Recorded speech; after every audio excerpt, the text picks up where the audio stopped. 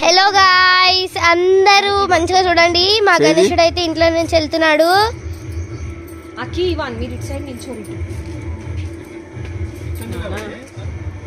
గణపతి పప్పా ఆదా లడ్డు